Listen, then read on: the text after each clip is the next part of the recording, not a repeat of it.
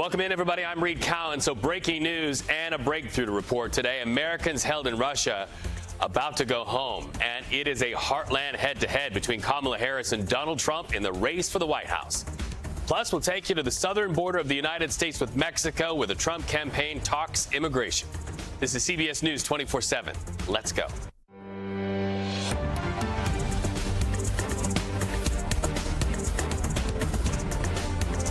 Okay, right off the top, our live monitors take us to Houston, Texas, where Vice President Kamala Harris will very soon deliver a eulogy today for the late Texas Congresswoman Sheila Jackson Lee.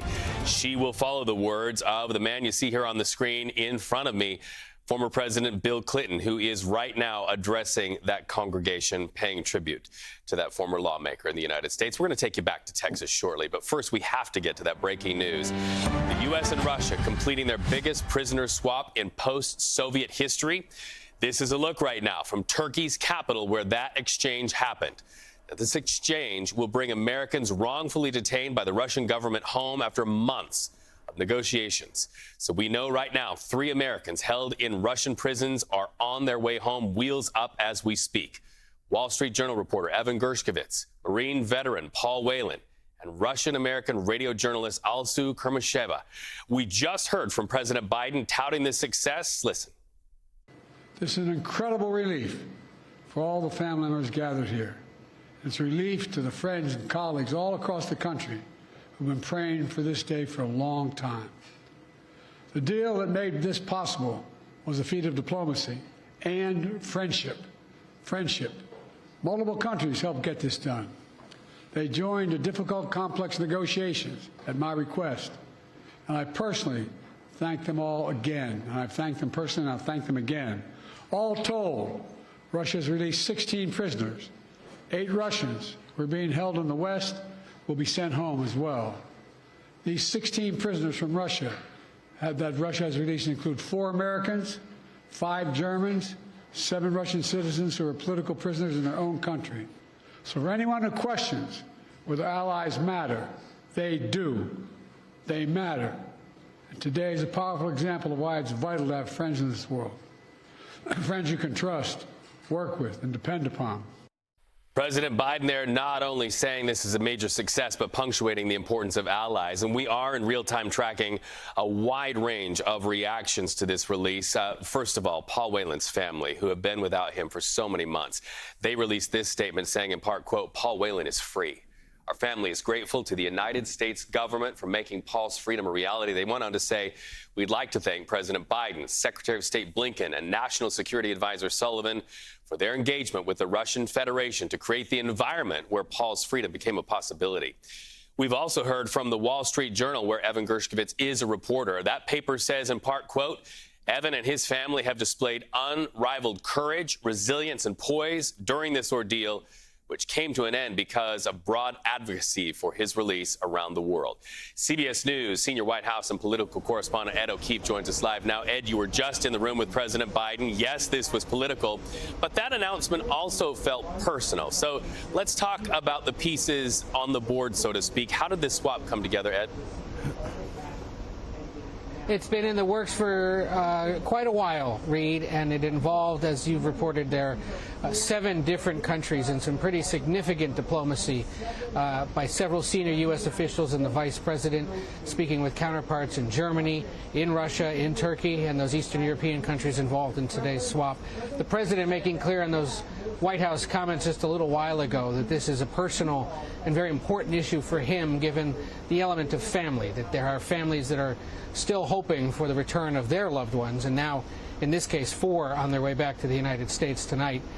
The president also, in those remarks, you'll notice, touted the importance of alliances and of diplomacy. That is a direct repudiation of the previous administration and former President Donald Trump's attempts to get back to the White House. You heard him asked. President Trump has said that he could get Evan Gershkovich back. The president said, well, then why didn't he do so when he was president? Gershkovich was captured after Trump was out of office, but the point being there are dozens of Americans detained overseas. If the previous administration was serious about it, they should have done something about it. We are expecting that the president will head, as he said in his remarks, to Joint Base Andrews here outside of Washington later today when those families return home to greet them personally. And it's also notable that the White House and other U.S. officials have called out two details that speak to the political moment we're in, Reed. First of all, that the president himself was making calls on that fateful Sunday afternoon when he announced to the world that he would not be running again for re-election, speaking with his Slovenian counterpart just an hour before that tweet that released the letter telling the world of his intentions. The other is that the vice president, during recent travels to Europe, was in direct talks with the German Chancellor, Olaf Scholz, about some of the details of this to try to compel the German government to consent to this agreement that required releasing a key Russian national from a German prison. All of it designed to sort of say, look, for those that had doubts that the president can do the job as president, there he was doing it, even in his hour of greatest political peril.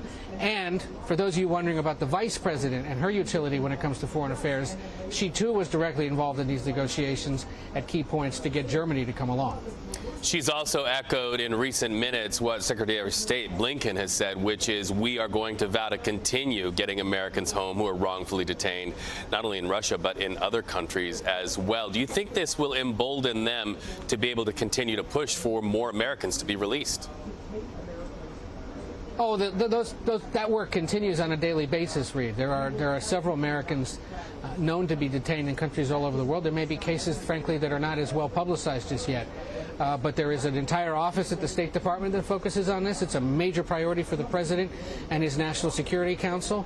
And in this case, the CIA was involved because of its relationships with Russian spy agencies. So it remains a top-of-mind goal of this president, and the kind of action exhibited today, the bold move to get several countries on the same page to make this happen, is the kind of work, at least in the foreign policy space, we should anticipate will continue in the closing months of the president's term. Now that he doesn't have to worry about his own political future. Remember, he signaled in his remarks that he would be working on big things domestically and in the foreign space. This is certainly a good example of that, and there are several more cases yet to come of detained Americans in Russia and elsewhere. Ed O'Keefe, thank you so much for that. So CBS News intelligence and national security reporter Olivia Goss is live on the stream with us right now. You just heard Ed talk about this multinational approach and the foreign space and the political significance of that. How did this all come together? Which nations really stepped forward to work with the Biden administration? Sure, Reed. Well, the U.S. officials who are intimately involved in these negotiations have described them as the most complex in U.S.-Russian history and even including U.S.-Soviet history, when, as we know, spy swaps hit a crescendo. And the reason for that, as you and Ed were discussing, is because of the sheer number of players, countries involved, and also because of the types of prisoners. These are not spies. These are political prisoners that Russia is trying to wrangle and extract concessions from other countries from. So we've learned since this news broke that half a dozen countries involved: U.S., Russia, Germany, Poland, Slovenia, Norway, Turkey as the site of the swap. 3 U.S. citizens and 1 legal permanent resident going to set foot this evening on U.S. soil. 12 German nationals or Russian political dissidents heading to Germany. And yes, 8 Russian nationals making their way back home to Moscow. Among them, somebody that the Russians have wanted for a long, long time, convicted murderer and former FSB agent Vadim Krasikov, who has been serving a life sentence in a German prison. You heard President Biden speak to the importance of the relationship with Germany and other allies, and thank Olaf Scholz in particular for making a concession, because that was the key, we are told, to unlocking this entire constellation that has led to the freedom of U.S. prisoners now. Yeah, the German chancellor getting a lot of praises sung by President Joe Biden. Okay, thank you so much for that conversation. When we come back, CBS News 24/7 streaming coast to coast and worldwide, we have our eyes on the world. Americans coming home, how the deal came together, the political implications, and also the personal implications for those who will come home to U.S. soil very soon. We're back after the break.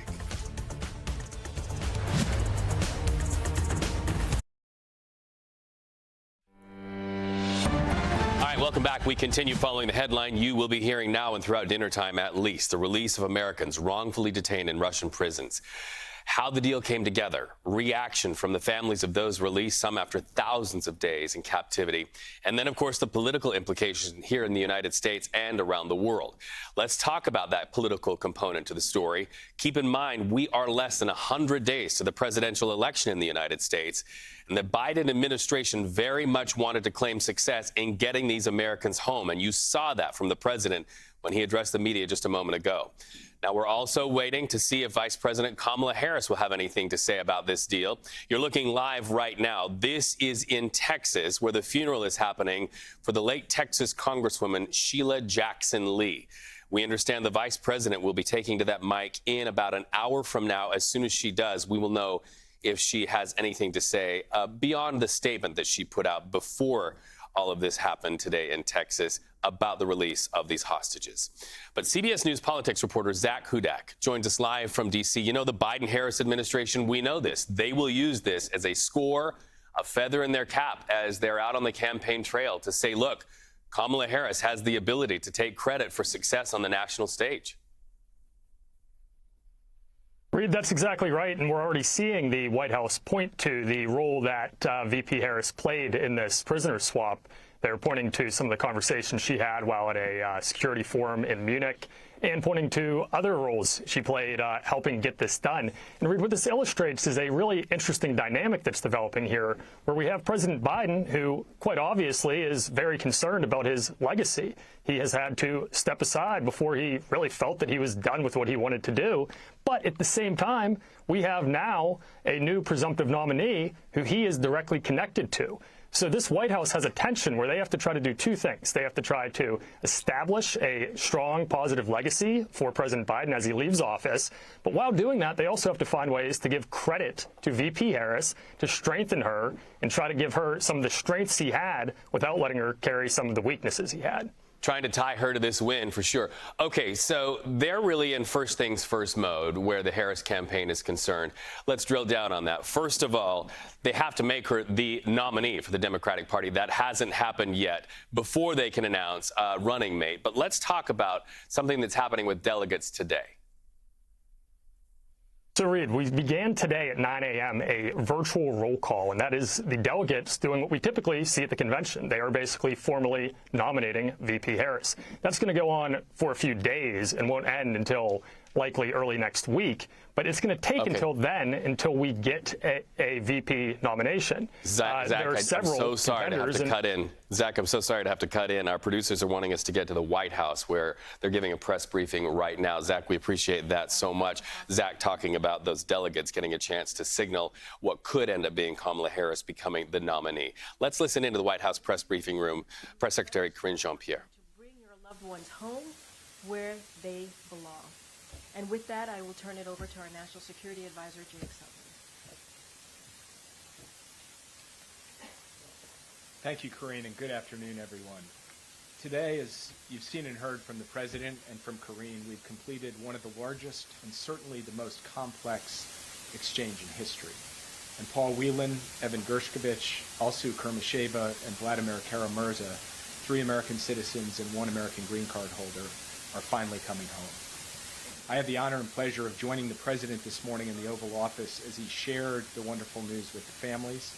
And then together, they spoke with Paul, Evan, Alsu, and Vladimir, who are on the tarmac in Ankara with U.S. officials where the exchange happened. To say that everyone in the room was overjoyed, even at a loss for words, is an understatement. Since taking office, President Biden and Vice President Harris have made clear that they will not stop working until every American wrongfully detained or held hostage around the world is reunited with their family. As an administration, we're proud to celebrate the return home of over 70 such Americans from places around the world like Afghanistan, Burma, Gaza, Haiti, Iran, Russia, Venezuela, Rwanda, and elsewhere. Today's exchange is a feat of diplomacy that honestly could only be achieved by a leader like Joe Biden. At his direction, the professionals in our national security, foreign policy, and intelligence community worked tirelessly and relentlessly to secure the release of 16 individuals who were detained in Russia The 3 American citizens, 1 American green card holder, 5 German citizens, and 7 Russian political prisoners in exchange for 8 individuals held in a combination of the United States, Germany, Norway, Slovenia, and Poland. The president was himself personally engaged in the diplomacy that brought this about, including multiple conversations with Chancellor Scholz, with the other leaders of the countries who provided some of the Russians as part of the exchange, and most recently, as has now been reported, calling the Prime Minister of Slovenia early in the afternoon of Sunday, July 21st, to coordinate the final arrangements, to make the final piece of this deal fall into place.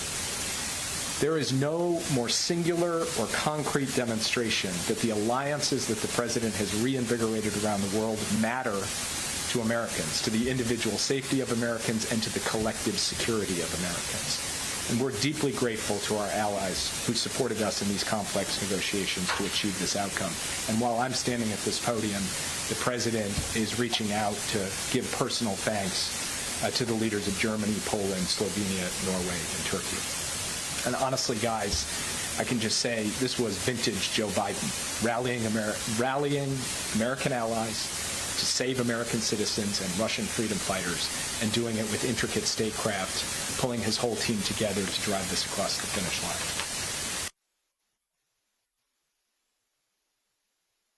Are enduring an unimaginable ordeal. From the President on down, we've stayed in regular and routine touch with them. I spent a lot of time with the families of Evan and Paul and Alsu. Most of the time, as you can imagine, those are tough conversations.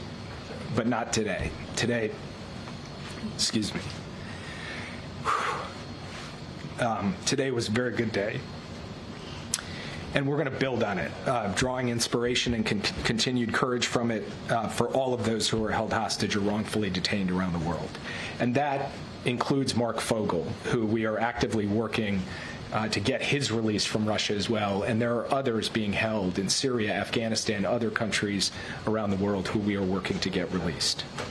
And just on a personal note, I want to say that this is the culmination of a monumental level of effort and level of skill by my teammates across the national security enterprise. My colleagues here at the NSC, my colleagues at the Central Intelligence Agency, my colleagues at the State Department.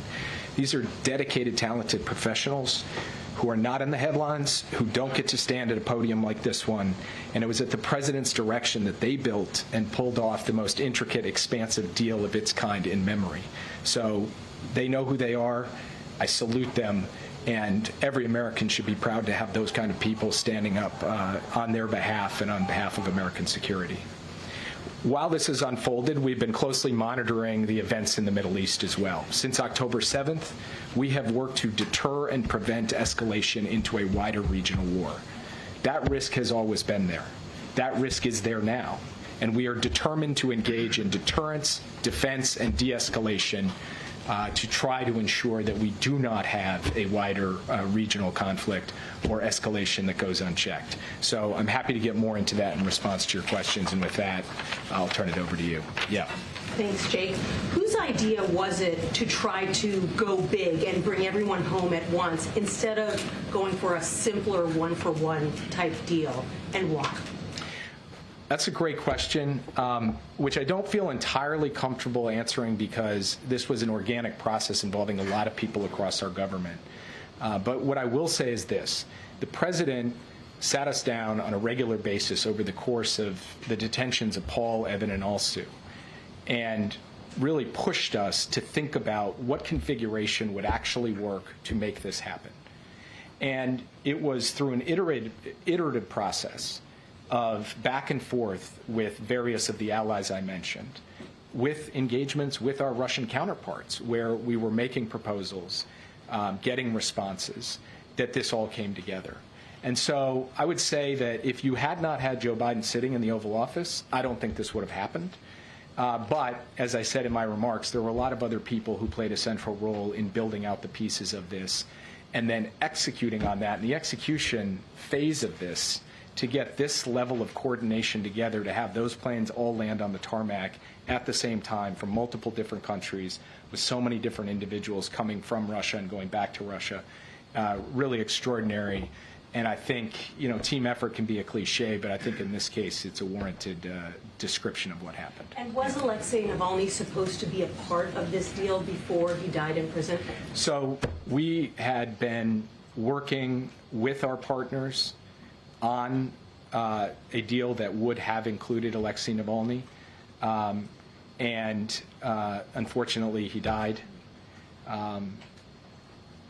In fact, on the very day that he died, I saw Evan's parents, and I told them that the president was determined to get this done, even in light of that tragic news, and that we were going to work day and night to get to this day. And so that work continued over the course of the past few months and culminated in today. Yeah. You've mentioned it a little bit, but can you describe and give us a little bit more color on that Oval Office conversation just before the president came out? Did all 4 Americans get to speak? Did each of the family members get to speak to their loved ones? Did the president tear up? Did you tear up? I saved my tearing up for this podium. I would like to strike that from the record if we could. I don't know if that's permitted. Probably not. So the president invited the family members in at the moment that we received the word from the tarmac in Ankara that the exchange was complete. And he was able to give them the news directly that the exchange was in fact complete.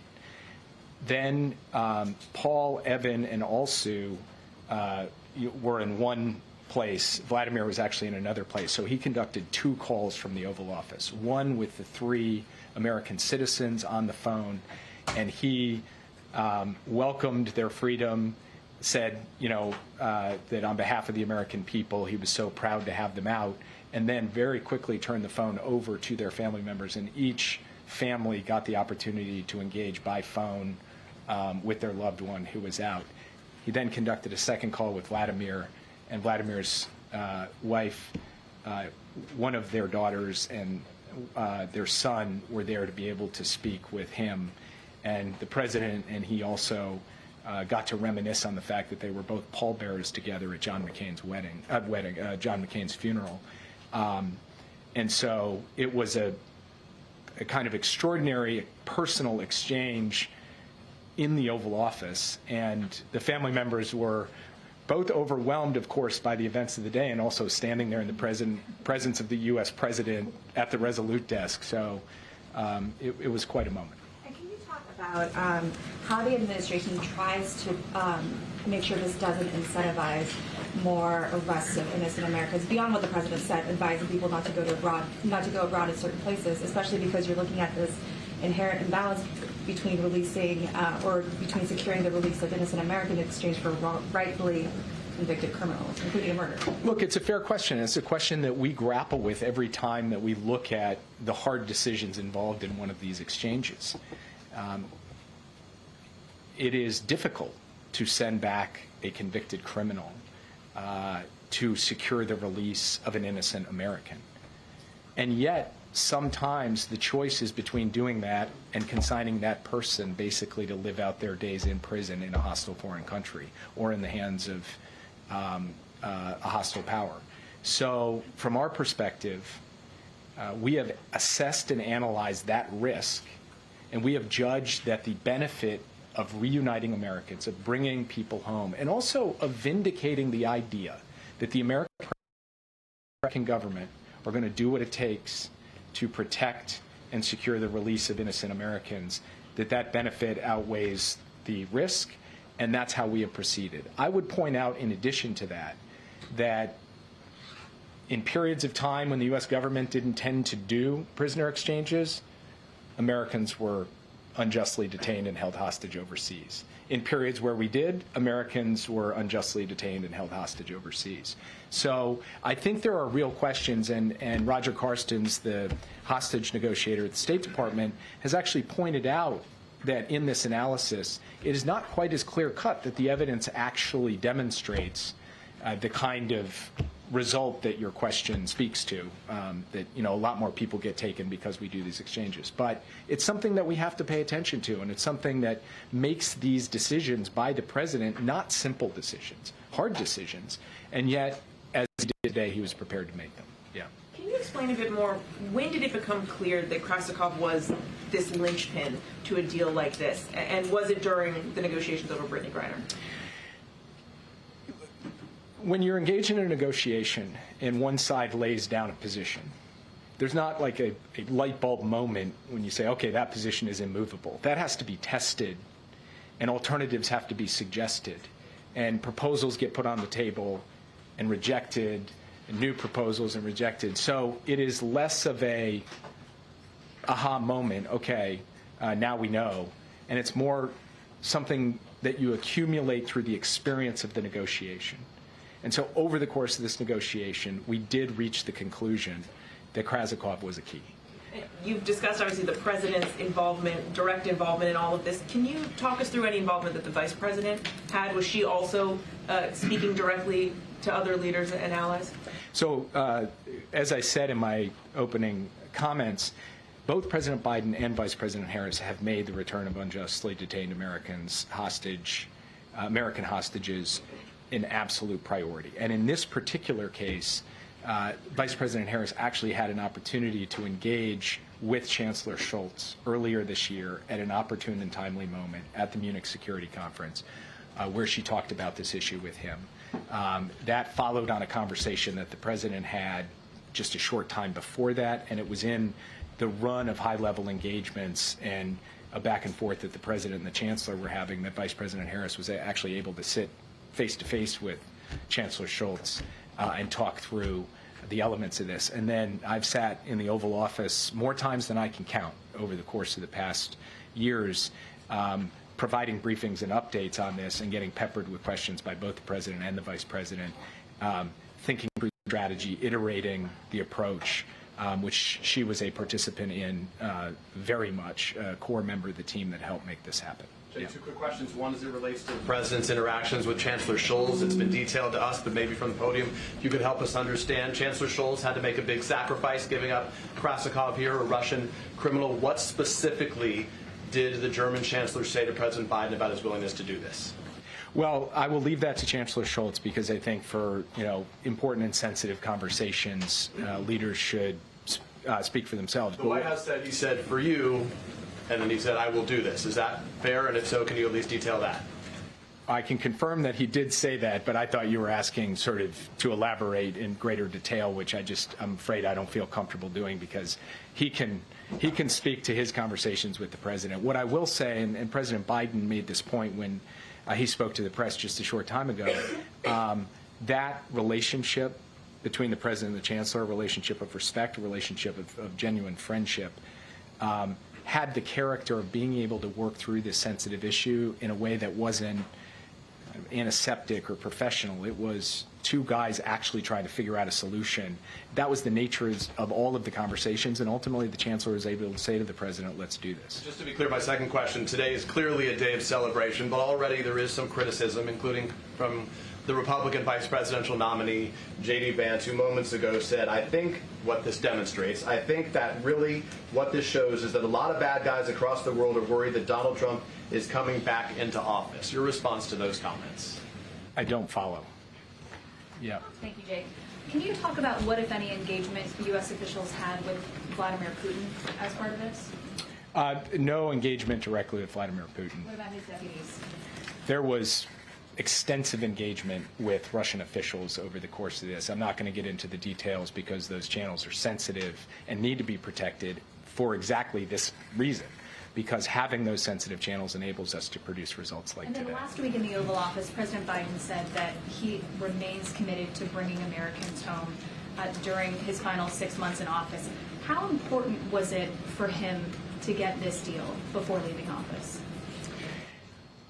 Honestly, I don't think he was thinking about it like, I got to get it before I leave office. He was thinking about it from the family's perspective, which is every day is a lost day. So I want to do this as rapidly as humanly possible. I want to push the pace on it because the longer that these Americans are held abroad, the greater the risk and the greater the pain. So for him, it was really important to do the deal, but less tied to his time in office and more tied to the power and responsibility he had and wanted to exercise to get this done as fast as he possibly could. Yeah. And I just want to follow up on this interaction with the Russians. I mean, does this in any way lay any groundwork for discussions about the war in Ukraine with the Ukrainians? I mean, just to sort of say, look, we've cooperated on this. Is there any path that this creates any sort of goodwill in terms of, you know, creating more discussions? We do not see a link between the hostage negotiation or the detained persons negotiations and any potential diplomacy over the war in Ukraine. We see those as operating on separate tracks.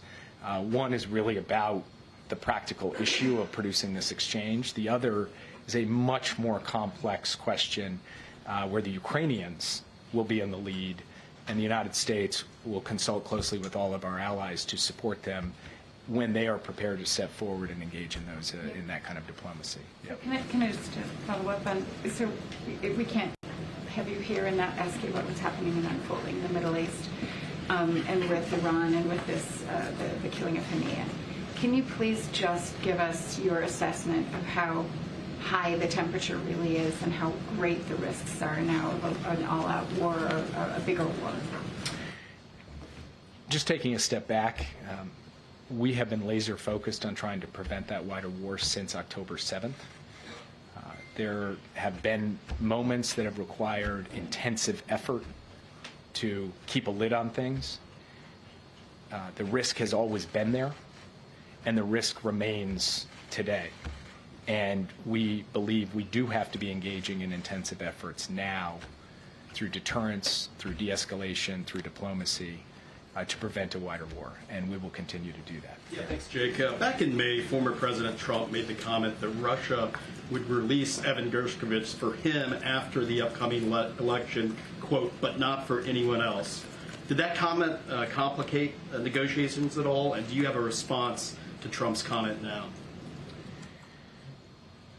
Look, I'm just happy these guys are out and home, and I won't wade into the comments of the former president. What about Jimmy Wilgus? Are you working on him? Yeah. Jake, you noted that the president spoke to the leader of Slovenia right around the time he was making his decision on his political future. How much was the thinking that he had to go through on his future part of this process leading up to these negotiations? Was this something that weighed on him for days ahead of these calls? Look, to be honest with you, the way in which this unfolded played out over the course of weeks, even months, to put all of the pieces in place.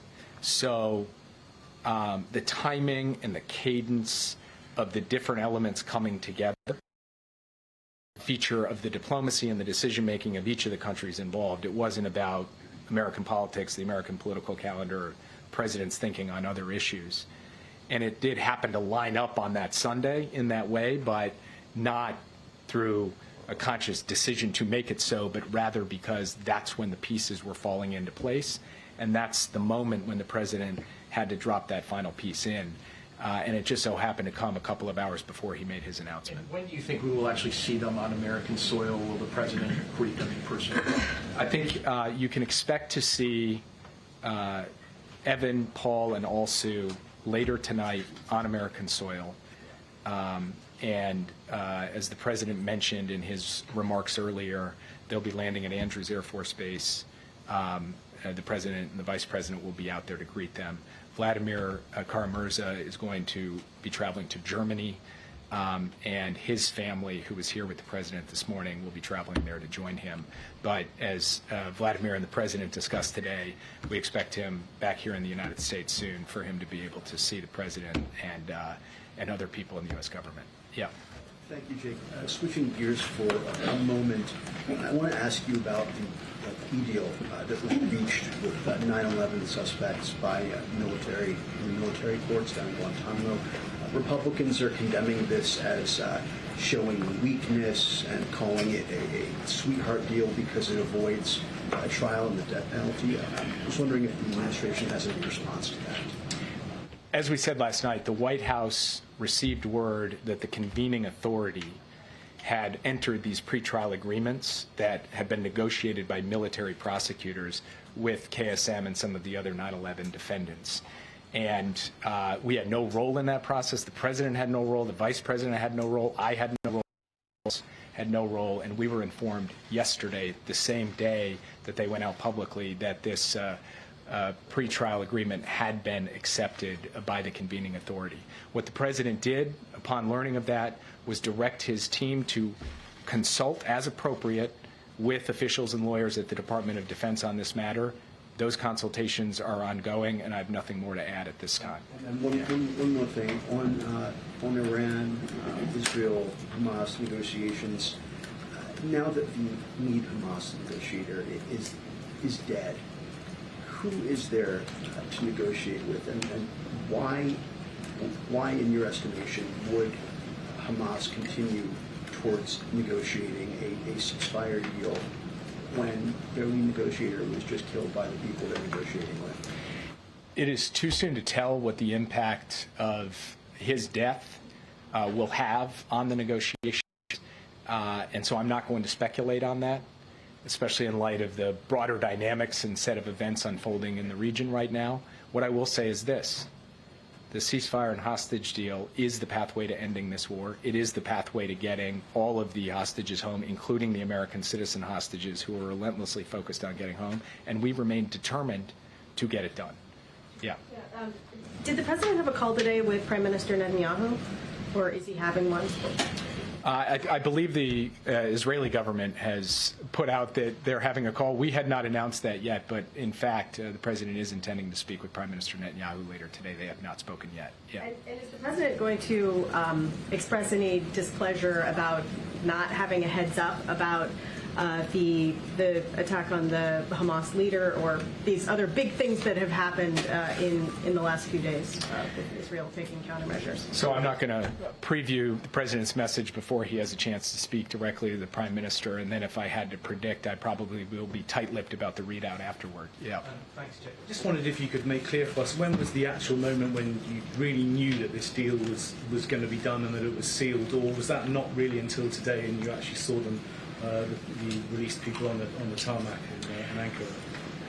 We steadily gained confidence following the president's call on the 21st of July, but that confidence was always tempered by the reality that this was a fragile deal, a complex deal that could fall apart at any moment from multiple different directions. So we held our breath and crossed our fingers until just a couple hours ago. Yeah. Jake, I wanted to ask about arms control treaties. It seems like Russia's been backsliding when it comes to these deals. What is the update with that? Is there any progress with getting them to rejoin any of these treaties? No. The short answer is there is no progress. Engage, and I have publicly stated, and my colleagues have also laid out our view, that there is an arms control agenda that's in the interests of the security of the United States, our allies, and frankly, global stability. And we have not seen reciprocity on the Russian side to engage in those discussions at this time. So we're obviously working very closely with NATO, with our other allies and partners, to ensure that our security is going to be strong, resilient, and credible no matter what comes next. But we do remain available to engage in arms control, as we did with the Soviet Union at the height of the Cold War. Last question. Yeah. Thank you, Jake. Can you just confirm that no money was exchanged, no sanctions were loosened to facilitate this deal? Yes, I can confirm that. And can you also speak to why the president chose not to use his moment in front of the cameras to deliver a warning to Putin? He said, I don't need to speak to Putin, but what he didn't convey was a price that countries will pay if they abduct Americans for political purposes. We have made clear through every conceivable channel, and the president has made clear publicly on repeated occasions over the last 2 years about the costs and consequences of aggression, standing against United States interests, and of taking actions that we believe are unlawful and unjust. We're going to continue to do that as we go forward. For the president today, this was a moment to thank our allies.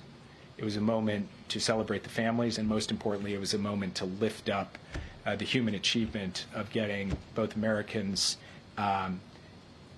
citizens of friendly countries, and Russian political prisoners out. But as the president said, he doesn't need to talk to Putin. for Putin to understand where the president stands. Thank you. What about Jimmy Wilgus? He's been there 8 years, Jake. Thank you, Jake. Thank you. 8 years. All right.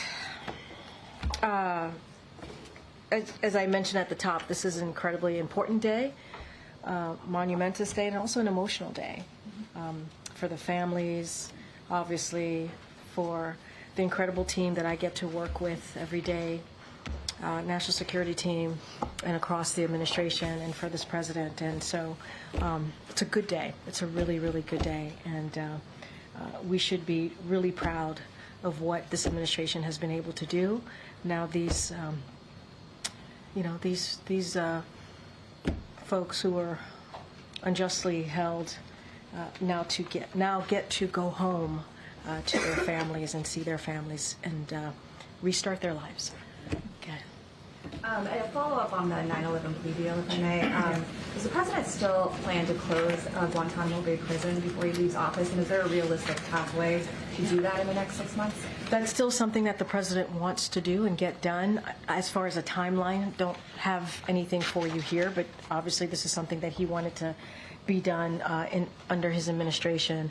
Just don't have anything else to read out or preview at this time, but it is something that he's determined to get done. And does he have a message to some of the 9/11 families?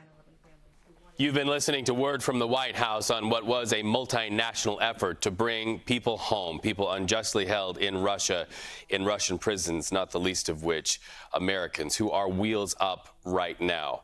This story playing out on personal fronts and political fronts. You just heard from the White House a personal account and the personal feelings of what it was like to get word that these Americans were wheels up and on their way, as President Joe Biden said, almost home. They'll be arriving in the United States sometime tonight. CBS News will bring you those reunions as soon as our cameras can really get on that.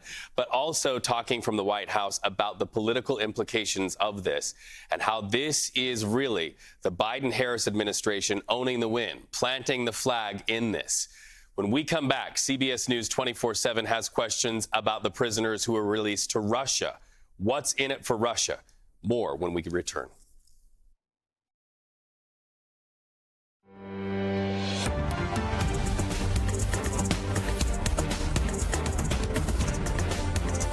CBS News 24/7 with continuing coverage of this breaking news. The U.S. and Russia complete a prisoner swap that's going to bring Americans wrongfully detained home.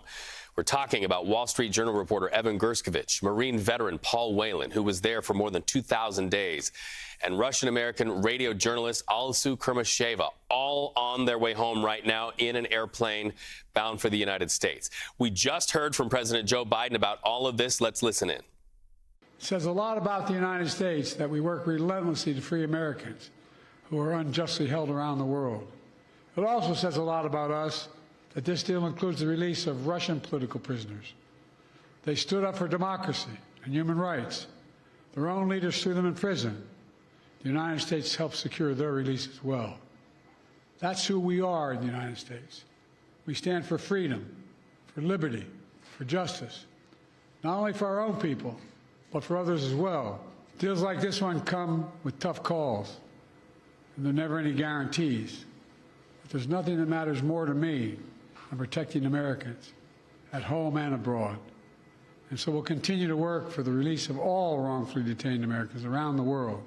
In just a few hours, we'll welcome home our fellow Americans. We're looking forward to that. God willing, we're going to be out at Andrews and get that done.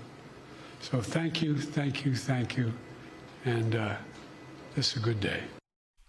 A good day. And, you know, they talk about the release of Americans and others who belong to other countries. But also let's keep in mind that they had to give up some prisoners as well, some Russian prisoners who are seen on the national stage as bad guys. So let's bring in CBS News senior foreign correspondent Elizabeth Palmer. Elizabeth, want to bring you in here and talk to you about this swap. What was in it for Russia? And can you characterize who we had to give up and who other nations had to give up to get this deal done?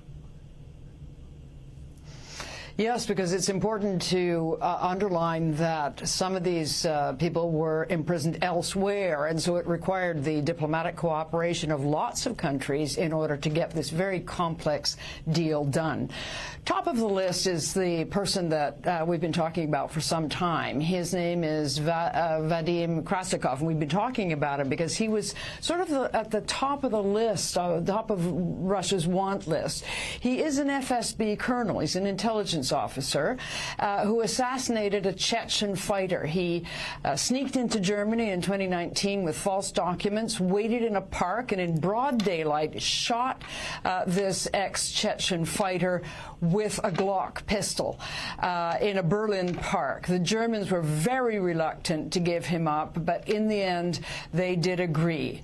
The second one is Vadim Konoschenok, who had been extradited to the U.S. from Estonia. So he was in the U.S., and he was facing charges in an American court of money laundering on behalf of the Russian government, but more seriously conspiring to provide sensitive American-made electronics and ammunition to Russia. So he's going back.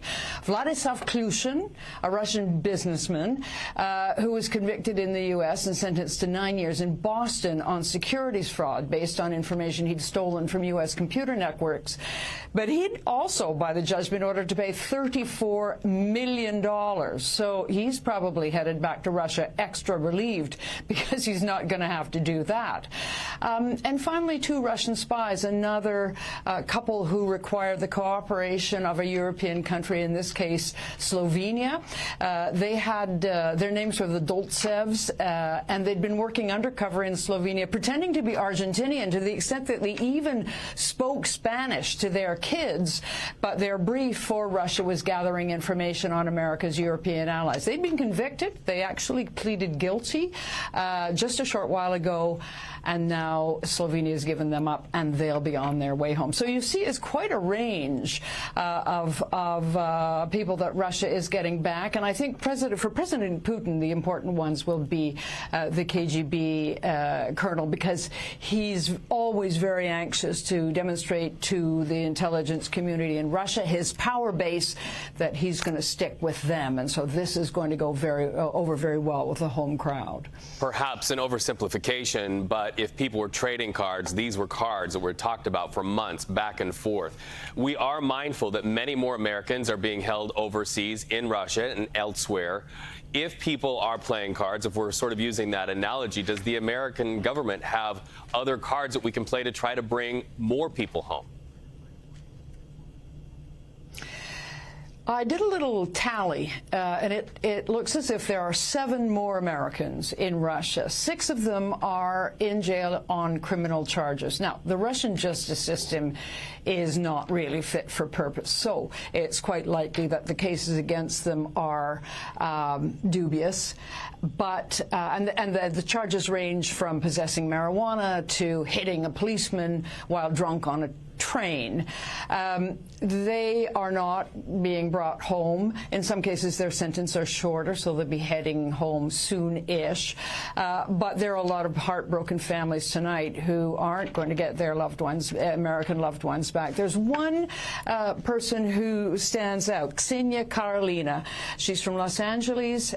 She was picked up in Russia and accused of, well, she faces treason charge, unbelievably, which is maybe the most serious charge, carries a sentence of at least 20 years. And her sin or crime appears to have been giving some money, as little as $50 maybe, to some fund that supports the Ukrainian military. Her fate is unknown, and at the moment, very sadly and worryingly, her trial is also on pause. And her family very vocal on CBS News in recent months as well. Elizabeth Palmer, thank you so much for that comprehensive report. We appreciate you so much. So let's talk about the human angle to this. Paul Whelan's family, they're speaking out. They released a statement saying, in part, quote, "Paul Whelan is free.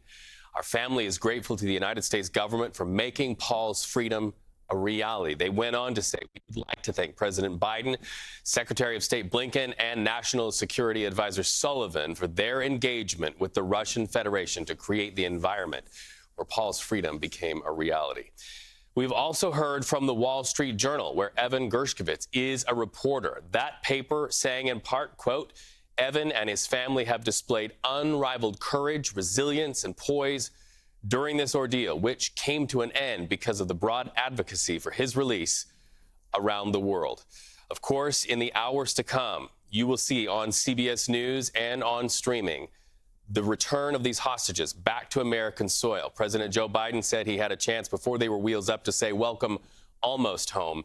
As soon as we see their return, you will see it on all of our various platforms. Families reunited, and then the emerging story, that personal story of them starting their lives over, as also the political story emerges. The Biden-Harris administration wanting to own the win as they face keeping the White House. That's it for us at CBS News 24/7. Thank you so much for staying with us. We appreciate you day in and day out. You have a great day.